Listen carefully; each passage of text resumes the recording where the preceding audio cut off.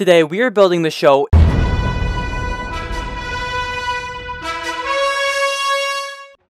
and yes, I'm aware that Invincible was originally a comic book, so I bought the Ultimate Compilation for $70 to be sure I was qualified. LEGO has deemed this IP inappropriate for some reason.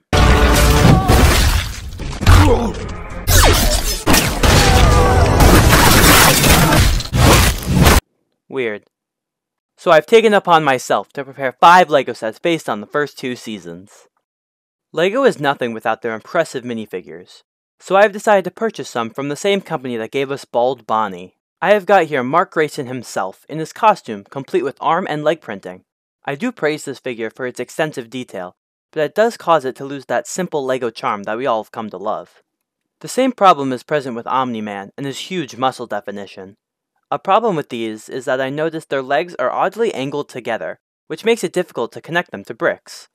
Also, their hair is partially inaccurate, with Mark's being brown instead of black, and Nolan's gray patch is just a blob. However, getting microfigures of these characters is an added bonus I do love. It reminds me of the old LEGO game sets with weird rubber dice. But nostalgia aside, let's start our first build. Firstly, we have a set that falls in the range of $8 to $15.99. I figured a small set from Season 2 would work well for this, considering the rest of the sets will all be from Season 1. So I ended up picking the Lizard League scene from the end of Season 2, Episode 5. I used a small base plate and tiles to simulate flooring as well as these transparent pieces for high-tech screens in the background. This scene consists of a lot of gray, and LEGO only has a few options to choose from, so I had to be sure not to overlap them too much or this piece would look a little dull. Sets in this range typically come with only one minifigure, and I thought to include King Lizard. I used pieces from Batgirl as well as Green Lantern to bring this character to life, and I couldn't forget the piece that made this scene so iconic. But is it the brave man who survives? Or is it the one who waits until his opponent is too injured to fight? Perfect. Now our first scene is complete. Time to move on. Next, I want to create a $40 set, which usually contains 2 to 3 minifigures, like this jungle set. And I wanted to create Omni-Man's recovery room after he attacks the Guardians of the Globe. This set is complete with a standard 16x16 base plate, tiled off with 2x2 white plates that you would see in a real doctor's office. It has many different screens to monitor Nolan's health, regardless of if he goes to fight the Flaxons. I created a small bed for him to lay in, and I used these round 2x1 plates to create a curtain. Given they are at the Global Defense Agency, I include Cecil, who is made with a blue suit and a head from an old Han Solo. I obviously included Nolan in a hospital gown, as well as Debbie. I ordered the special bun hairpiece for her that came in a Lunar New Year set. Now with her and the rest of them, this set is really complete. There are a variety of jumper plates for the characters to stand on, as they're caring for loved ones, or investigating a mysterious unaliving of the world's best superhero team. Moving up by 20, we reach the $60 price point. And recently, LEGO has been advertising their new space sub-theme, so I thought it would be a good idea to make our next set align with this idea.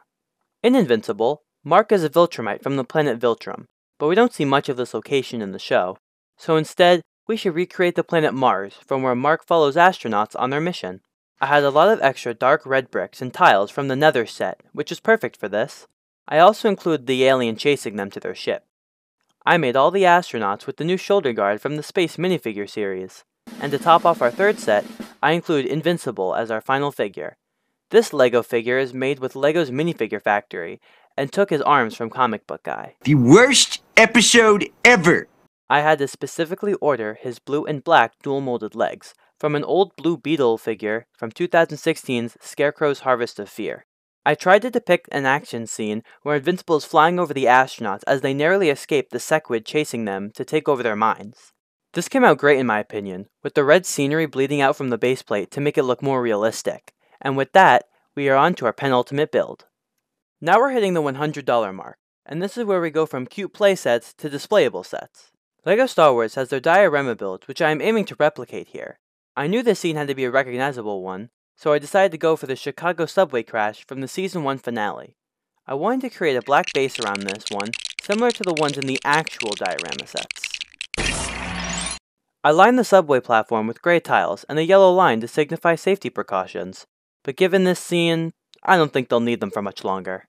Additionally, I took apart an old cargo train to use its wheels on the official LEGO tracks. Then I connected the head of the subway to the top, whilst making it look as accurate to the show as possible, with slopes and snot bricks. Finally, I just had to add in my Invincible and my Omni-Man. Invincible has an injured face from a Marvel set, which was harder to find than I thought. And similarly, Omni-Man's dual-molded legs come from a Falcon figure, and his torso is also from the LEGO minifigure factory. With a couple of transparent pieces, this build is done. I think this one looks the best, and most accurate by far. I do feel bad that I put these poor innocent figures into danger, but hey, survival of the fittest. Beep beep. Despite how much I would just love to look at this all day, we should really move on to our final and largest build. For our biggest set, I thought it was only fitting to pick a scene that was worthy of the UCS title, like in LEGO Star Wars. And that scene is... You're fighting so you can watch everyone around you die! Think, Mark! I would obviously include Mark and Omni-Man, but I took some red legs and arms to show the amount of, Kool-Aid being spilled in this scene. Now where it takes place in the show is a giant mountain, so I ordered about 1,000 dark tan pieces to construct it. On top of that, I'm going to use a 32 by 32 base plate to ensure the set gets the size it deserves. I made sure to include a crater with more Kool-Aid to place our characters, and all that's left now is to let our heroes duke it out. You're fighting so you can watch everyone around you die! Think, Mark! You'll outlast every fragile, insignificant being on this planet! You'll live to see this world crumble to dust and blow away! Everyone and everything you know will be gone! What will you have after 500 years? You, Dad. I still have you. All of the sets have now been completed, and despite how large and cool our last set was, I think my favorite is still the subway scene. Let me know which one was your favorite in the comments below, and subscribe. Bye.